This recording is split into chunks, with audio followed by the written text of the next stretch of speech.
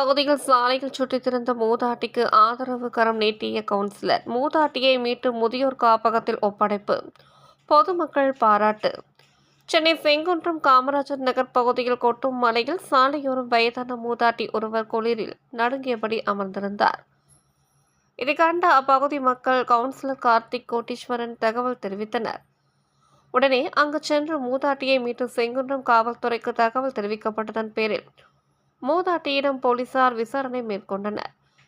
விசாரணையில் மூதாட்டியின் பெயர் ராஜேஸ்வரி என்பதும் அவர் பொன்னேரி ஆண்டார்குப்பம் பகுதியைச் சேர்ந்தவர் என்பதும் கணவரை இழந்த இவர் தனது மகனுடன் வசித்து வந்ததாகவும் மகன் வீட்டை விட்டு வெளியே அனுப்பிவிட்டதாகவும் விசாரணையில் தெரிய வந்தது.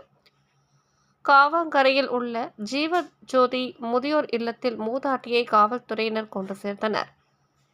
முன்னதாக மூதாட்டிக்கு தேவையான பாய், தலையணை, போர்வை, நைட்டி போன்ற உடைமைகளை மக்கள் சேவகர் கார்த்திக் கோட்டீஸ்வரன் தனது சொந்த செலவில் வாங்கி கொடுத்து மூதாட்டி முதியோர் இல்லத்தில் சேர்த்த நிகழ்வை அப்பகுதி மக்கள் வெகுவாக பாராட்டினர்.